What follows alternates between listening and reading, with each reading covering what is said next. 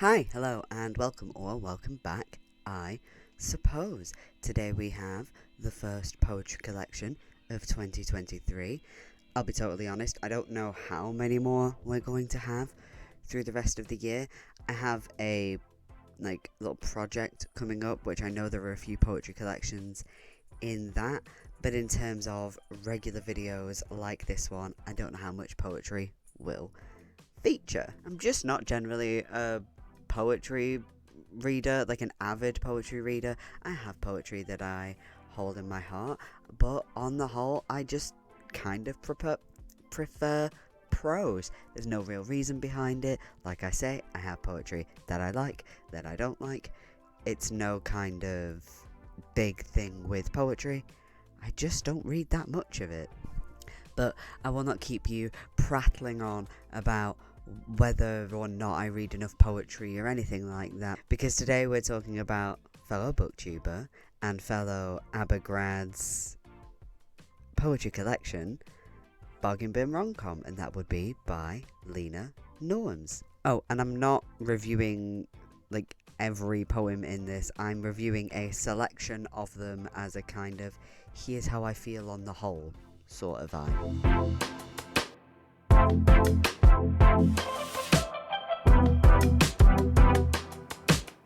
Oh God. I always think it's right to review the first and last poems within a collection. They are the thing that sets the tone and things that wrap everything up. In this case, we're talking about the first poem. So here's what we're going to see as here's what to expect going forward. And in this case, you are brought right in, because like I say, the first poem that is gonna be the first thing you look at and go, do I want to read more of this? And in this case, the answer will be yes. Now, all good poetry has layers. No, you know what, I'm not gonna say it. I'm not, because it's overdone and we can't be having it. But this is a poem to peel back and explore. If any of you, like me, publish any kind of work publicly, I do with this. I make my art public. I've had a few pieces published online. I used to share reviews through a small literary magazine as well. And I think any of you that do that will feel the sentiment within this poem. For me, it especially struck a chord with, I'm posting the 50,000th piece of wrestling fan art onto my Twitter, and I do get that thing in the back of my head of, people are going to see this, and as the first line of the poem goes, oh God, here she goes again, and, replace pronouns or whatever, but that's not really the important part here. The important part is the sentiment.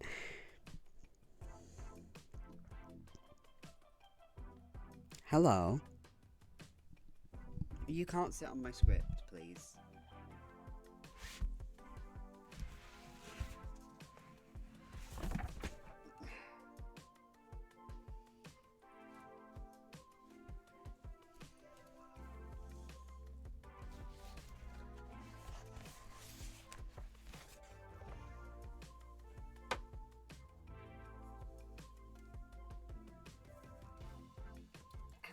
Ow, okay, look, I get you don't want to be held right now then, okay? Which is weird, because you've been nothing but clingy all day. Right, okay, you can... Okay, this is the view you lot are getting then.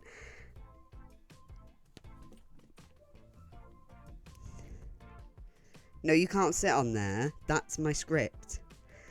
No, you're very cute, but... Listen. No, listen to me. I love you, but you are causing problems. You are causing problems for me.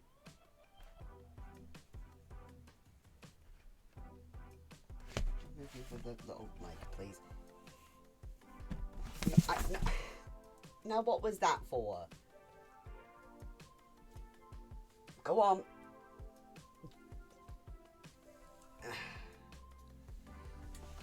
Do you want to get in there?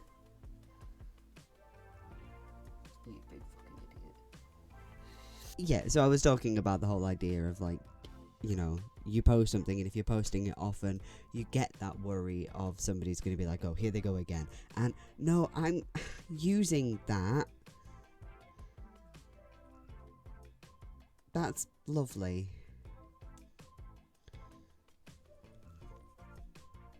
You're very nice. You know, let me go and put a big jumper on. Because I've got bare legs, I'm wearing shorts today. So I'm going to go put a big jumper on. One that you like. And then we can cuddle, because this isn't working out, babes.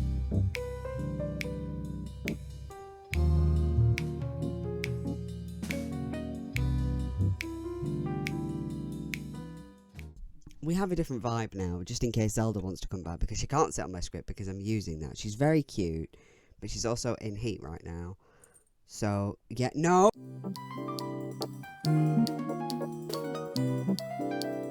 Why are you so problematic?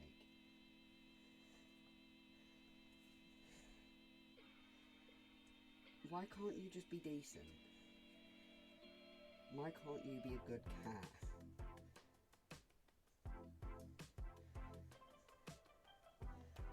Why don't we cuddle? You like it up there, usually, there. That's good. Why don't... No. No. No, we've decided that you can't go that way today.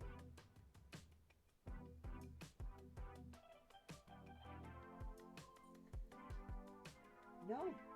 No, we're not going that way today because you're being a dickhead. You can...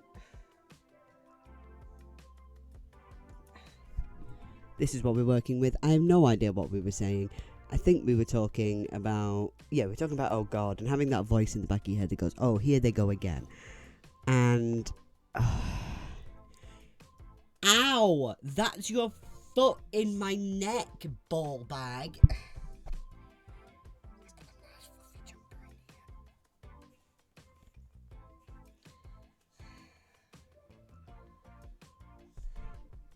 But the point is, you have to ignore the voice in the back of your head that tells you that other people are gonna go, here they go again. Because you have to keep posting, keep creating, keep doing what you're doing. Because it doesn't matter if it makes other people happy. Art is for you. If other people like it, that's on them. If other people like it or don't, ow. She's so problematic. I hate this fucking cat. I don't, but right now, I'm having decidedly mixed feelings. Dickhead. This is a fantastic way to open up the collection as well. This... Madam...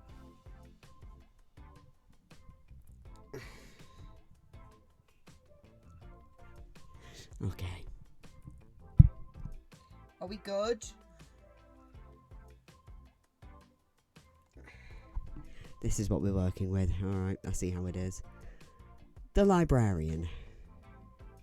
Sometimes a line or two will feel just like scratching an itch. Just so satisfying that it physically feels good. Can you not bap the mic with your tail? I can't edit that out. I don't know how. This is going to be a long video. I hope you're aware of this. It's so hard to edit around her.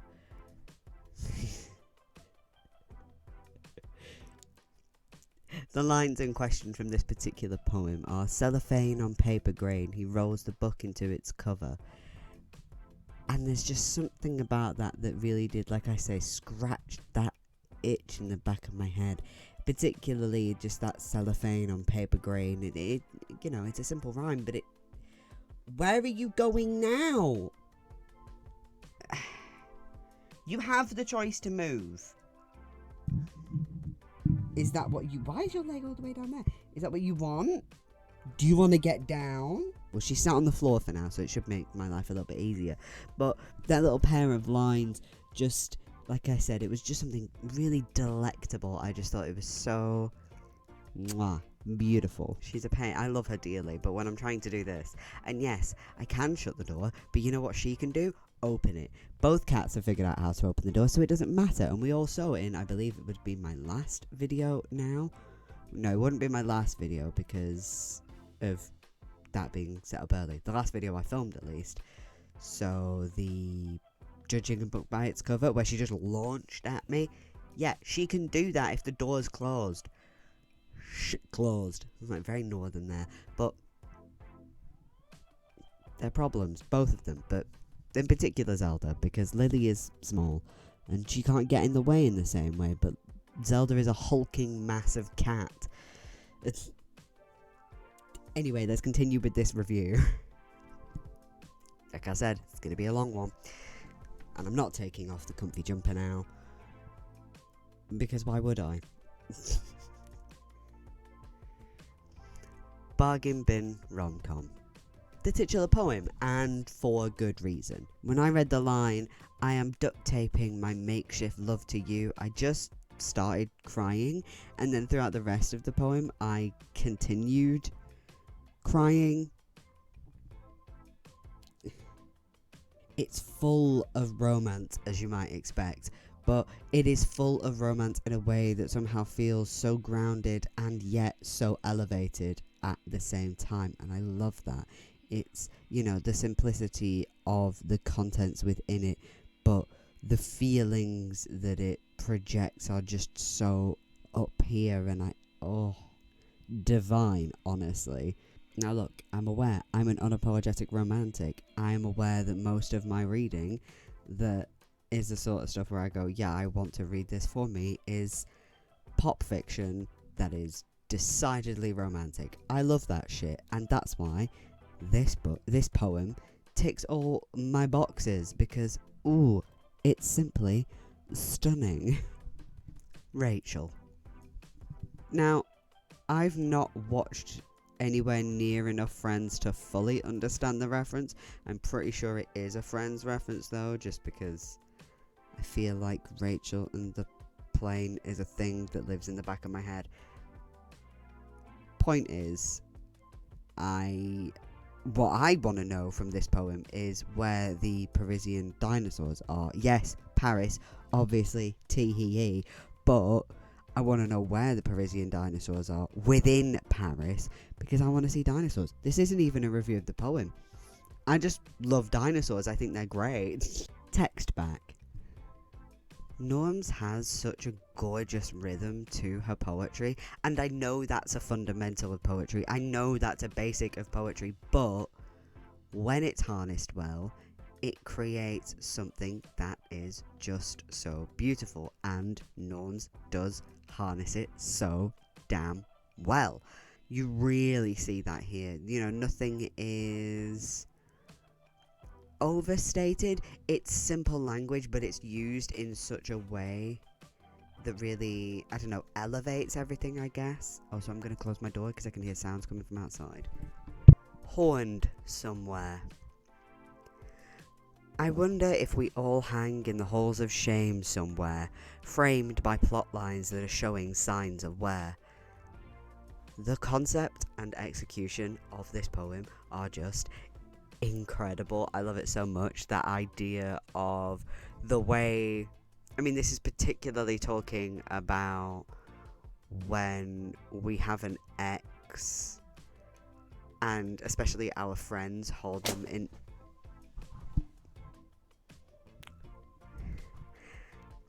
So this poem in particular is talking, no, this poem is particularly talking about, like, when we have an ex and our friends hold them in a particular type of disregard, and wondering how sort of our ex's friends hold us, but also just in general, that idea of our friends holding onto feelings for us. And, you know, again, it's poetry, you're supposed to be able to read into it, and just in general, the idea of sometimes our friends hold on to feelings for us that don't need to be held on to anymore. And, you know, we do it for our friends as well. Let's not, like, pretend that we don't. We've all held on to feelings about a particular person that our friends have moved on from. It's just how it works sometimes. But it is also so interesting to think about other people's friends will have that for us. And I just think that's so interesting. And it's portrayed so brilliantly here in this poem. Verification application. Oh, Leena. Oh, pre-Elon Musk Twitter, Leena. I'm so sorry. You were so bright-eyed and bushy-tailed. For real, though, I really enjoyed this poem. I really like when people admit to, like, wanting things that are kind of just a bit silly, really. Like, this poem is about, basically... Yeah, but it would be good to be Twitter verified. Like, I know it's ridiculous. I know it's silly, but I want to be Twitter verified, and I think that's so interesting.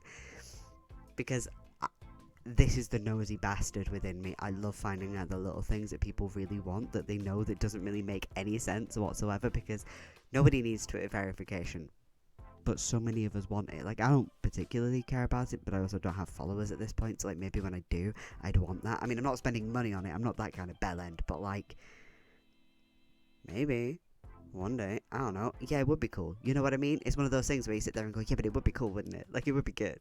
Like, I don't want it, but it would be good. And this poem, like, delves into that so well. I just think that's so funny. Test me. Or missing boots in lockdown. Honestly, you could not make me use testers at this point. Beyond maybe opening a tester eyeshadow palette to look at the colours rather than just seeing what's on the back, because it's not necessarily always the same.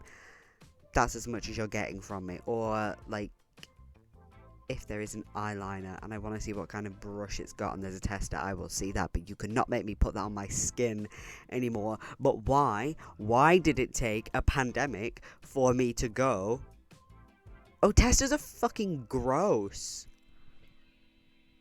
So many people have used those. That's rancid. Grim. And especially ones like eyeshadow palettes, eyeliners, and I know it's just people brushing it on the back of their hands, but the thing with that is that people don't always just put it on their hands, and they'll test it in the place, and it's just like...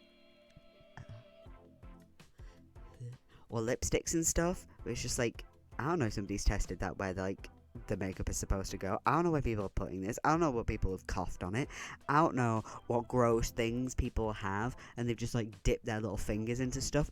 Oh. And I don't think about it very often, mostly because I tend to buy makeup online at this point, or I, like, check reviews and then buy it in a store, sort of thing. I very rarely have to test anything at this point, but, like, the idea of testing things.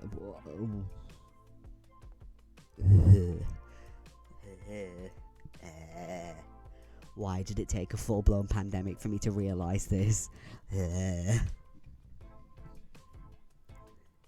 Bad News Square. First of all, the first thing I thought of was Bad News Bear, the bit from The Good Place. But no, that's not obviously not what this is about. But I will say I have a real soft spot for found poetry.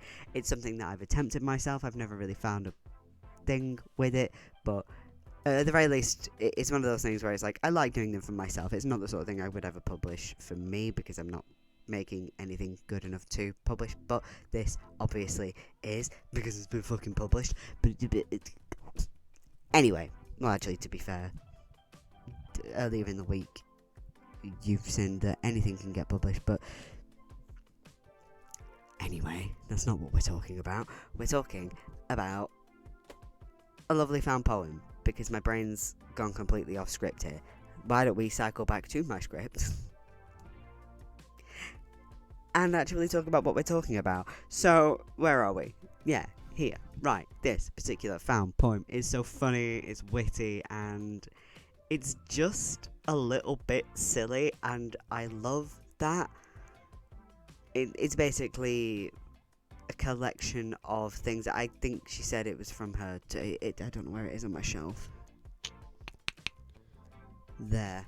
Yeah, so it's Bad News Square, a found poem from my news feed, so I'm assuming that's possibly actual news, or possibly also Twitter, because news feed doesn't necessarily mean things like it used to, and I can never tell. But you know what, I'll read the first 5 lines, I think that is. At least 22 people killed after some people compare Boris Johnson to a luxury sale at criminal prices, available while child stars that have aged like fine wine suffer fatal injuries from a fairground's worst glamorous Prime Minister. 36. And it's all that kind of deal. And it's the sort of thing that makes me go, yeah, I should give found poetry another go. It's not something that I've delved into for a while. I'm really crooked.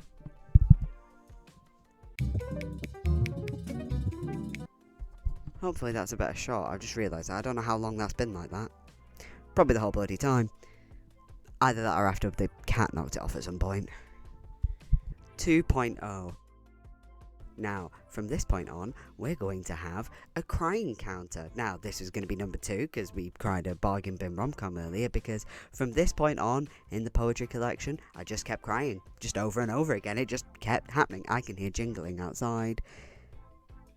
Please stay outside. I can hear your collar. Please be good. But this poem in particular really struck a place just here in my chest. I wish I could show you all the ways I get to be a person now. It's just a pair of lines that immediately just had me in tears.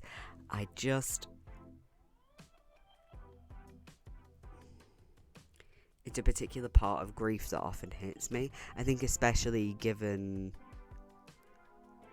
I've lost people before I came out, and they never get to see the person that I became and stuff like that. Or it was in the early days of my transition that I lost somebody, so they didn't get to see the person that I actually flourished into becoming. And they're never going to. I'm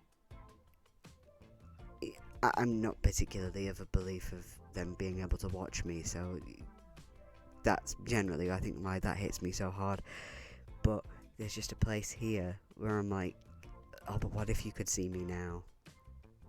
Oh, and I think that's why that hit me so hard. And I feel like this is one of the poems that I will find myself coming back to. I don't know how well the boiler going off will pick up now that I have a mic. Hopefully not too much. If it does, bugger all I can do about it. I'm not stopping filming now. I'm keeping going, fam. New mantras for future fridge magnets. Set that cry counter for 3. It was the final stanza. I am always hooked by any kind of sentiment talking about there are many ways to say I love you. You know, the little things we do, the little things we say, and I just...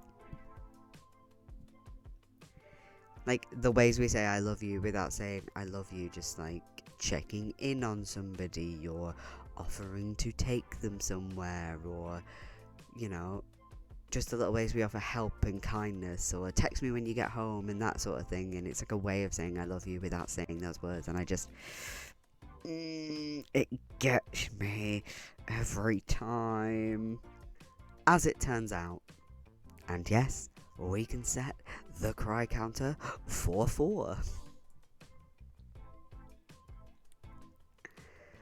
I am so deeply conscious of doing things that nobody else will notice, that I wouldn't notice in anybody else, but I think about them in here, and this poem is just a friendly reminder that it's like a little bit silly, because even though I know it's a little bit silly, and everybody knows it's a little bit silly, when you have to walk back into the like, that's one of the lines, I can't remember it off the top of my head, but you know, walking back into a shop where you just forgotten something and you go, oh, I feel silly, and somebody's going to notice. Like, nobody notices, nobody cares. Or maybe if you go to the same cash register, they might go, oh, you've just been in here, but it's like, yeah, they're going to notice, but they don't give a shit because everybody's forgotten something at some point, kind of thing, you know? Like, it's silly, it's ridiculous, and there's something on my hand.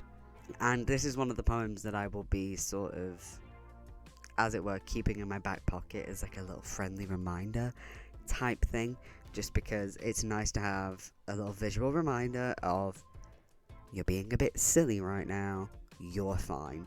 You know what I mean? Mum's a word. Cry count to 5. I don't need to explain this. I love my mum. Don't really need to explain that. This poem is about loving your mum. And I love my mum. Made me cry. It's just how it is. Always one. Let's up that cry counter again. We're building up numbers here. There is always one and rarely two who adds an asterisk to a no. There is always one and rarely two who adds an asterisk to a perfect view. And then we have the final few lines.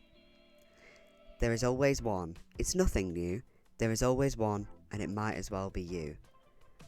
Look, nobody holds us to the standards that we hold ourselves to. But again, like with As It Turns Out, this is one that I keep in my back pocket because it's one of those things where I look at it and go, not only is it okay to not be perfect sometimes, like, we can allow ourselves to be imperfect, but you know what? Sometimes I have to allow myself to actually be a little bit shit sometimes.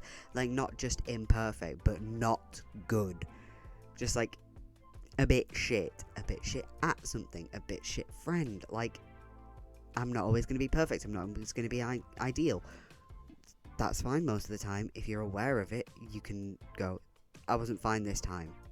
We can do better next time. And I just,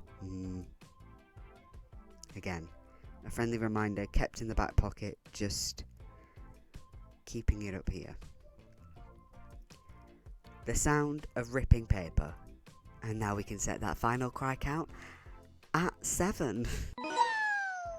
This hit me in, exactly the same way as Always One and As It Turns Out. It is permission to feel. It is permission to feel not enough. It's permission to feel too much. And again, it's a gentle reminder. Sometimes that's nice. Having a little poem, something like, people have mantras, affirmations, and I'm reading Leena Norms poetry. We all have our little things. And this is going to be something that I pop out and go, take a moment, breathe, remind yourself, you're feeling too much, you're not feeling enough. All of that is kind of normal because there's no strict rules on how much you're supposed to feel about a situation, And overall, I think it is ridiculously, abundantly clear that I have fallen in love with this collection. There will be, as has been made clear, a fair amount that I will be returning to as a little pick-me-up, as a little friendly reminder, as a little gentle kind of affirmation type deal. I love watching Leena's videos. That's how I know about the poetry collection, and it's so interesting to see the way her brilliant voice, because she speaks about such a wide range of topics with such intelligence. That sounded kind of patronising. Is that patronising? It's not supposed to sound patronising. I think it's just the way I speak. But the point is, she's got such an incredibly intelligent, brilliant voice, and the way she uses that in her videos, seeing that translated into her poetry is so fascinating to me. Whether you are an avid poetry lover or you're someone like me who only occasionally dips their toes into the poetry pool, then I really do think that this collection is for you. It's kind of, I don't mean this, it's like pop poetry, and I don't mean that in a kind of, oh, a YouTuber's made a poetry collection kind of pop poetry kind of way. I mean, it's accessible. Which poetry should be. Poetry should be accessible. It shouldn't be something gatekept by academics, which it often is.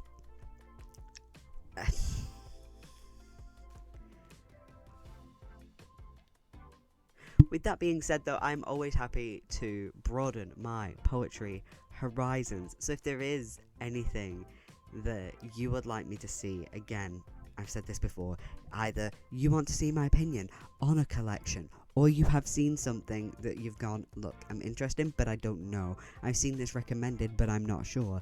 Let me know. I will see if I can get my hands on it, especially if it's at my library, because then I can get it for free. Okay, now, we are booked up, as it were, for a little while now, because I have a whole boatload of library books, and I've got a bunch of new books that I want to read, because I'm trying to do that if I buy a book. then I want to read it rather than have it sit on my shelf for God knows how long. I mean, occasionally I will just put it on my shelf, usually because I have other things planned, and then it goes in here. But that's what we're going to do right now, and I think it will be like halfway through March or Feb. Ew. I think it will be like halfway through March or February by the time I get through this. I don't know if it's this month coming up or next month. What's this? This is One Night in Italy. That is a Lucy Diamond book, because what is this channel if not a Lucy Diamond stan account?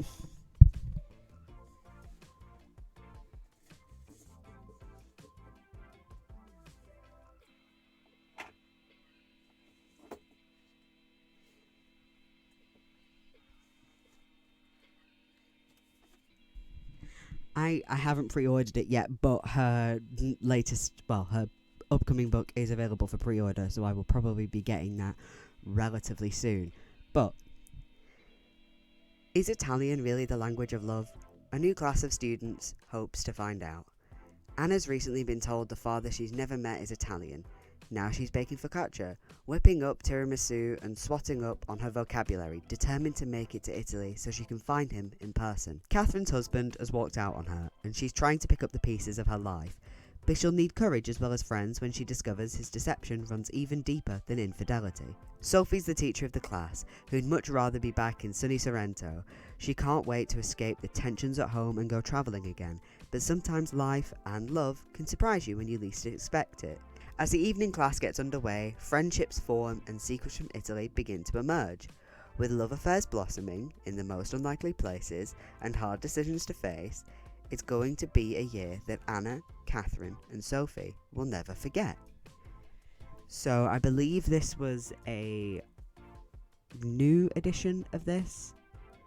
I don't think there have been many changes. I think it's just, perhaps it's the from hardback to paperback.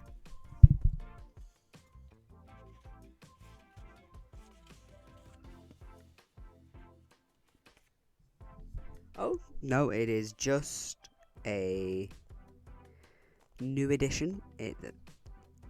First published in 2014, so nearly 10 years ago now. Then paperback in 2016, and just this edition in 2022. Perhaps it's a new publisher. Maybe. But that is on its way. Next Tuesday, you will be seeing a review of I'm Glad My Mom Died by Jeanette McCurdy. I know I'm a little bit late to reviewing that, but I don't have all the money in the world, so I had to wait until Christmas, where I get Amazon vouchers and get some books. That's where I got Bargain Bin Romcom. I wouldn't get it off Amazon usually, but I try not to get my books off Amazon. I try to get them elsewhere, even if it's Waterstone's a big company. But it's just, sometimes it's difficult. But anyway, next Tuesday, I'm Glad My Mom Died, Jeanette McCurdy. And next Thursday, we have a Switch case that I haven't moved. That can be held by the horrible monkey. We have Carrie Soto is Back by Taylor Jenkins Reid, possibly best known for The Seven Husbands of Evelyn Hugo, though many of her other books are equally as popular. I loved The Seven Husbands of Evelyn Hugo, and I'm hoping that I will love this just as much. I actually saw this at Tesco, and I was like, yeah, I'll pick that up. And then I just took a picture of it and ordered it at the library because I could get it for free. I'm nothing if not a cheap bitch sometimes. Carrie Soto is fierce, and her determination to win at any cost has not made her popular. But by the time she retires from tennis, she is the best player the world has ever seen. She has shattered every record and claimed 20 slam titles. And if you ask Carrie, she's entitled to every one. She sacrificed nearly everything to become the best, with her father as her coach. Javier, a former champion himself, has trained her since the age of 2. But 6 years after her retirement, Carrie finds herself sitting in the stands of the 1994 US Open, watching her record being taken from her by a brutal, stunning British player named Nikki Chan. At 37 years old, Carrie makes a monumental decision to come out of retirement and be coached by her father for one last year in an attempt to reclaim her record. Even if the sports media say that they never liked the battle axe anyway. Even if her body doesn't move as fast as it did, and even if it means swallowing her pride to train with the man she once almost opened her heart to, Bo Huntley. Like her, he has something to prove before he gives up the game forever.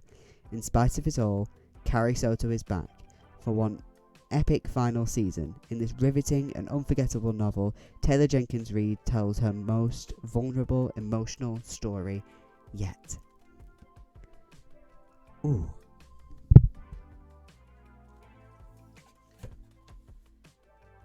I thought that sounded really interesting, and again, I really liked Seven Husbands, so I figured maybe I'll like this as well. Her writing style is really easygoing, but she hits at some hard-hitting topics, if that makes sense. So I thought that would be interesting. So we got those two next week. I have, like I said, I have months planned from now. I have decided, because you will have seen earlier in the week, sorry if you decided on the other one, but we're covering New Moon at the end of next month. That is this month, but kind of also next month's Bad Rep Book Club. So on the final Tuesday of this month, you will be getting a Twilight rundown, because I've already done a review of Twilight as part of Bad Rep Book Club back when I was when I was reviewing it for Bits, Bobs and Books. So that's over there. So I'm not doing that again, but I'll do a quick rundown of the plot just to catch you up. And then on the first Thursday of next month, it's kind of just how that's fallen, we will be doing a review of New Moon, and I'm already reading it, and I already have so many notes. It's unreal. So that's going to be interesting. Anyway, what I will now get on to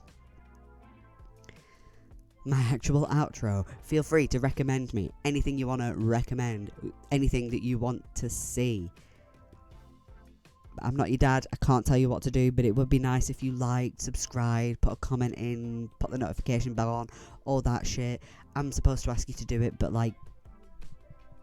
I know all of you that are watching, so it feels a bit weird. But anyway, feel free to share it and go on the Twitter, it's in my bio, and retweet it and all that. I don't know what I'm doing, I'm not a professional. And at the end of the day, I hope you have a wonderful day, a wonderful night, a wonderful whenever you are watching this. Take good care of yourselves. Right.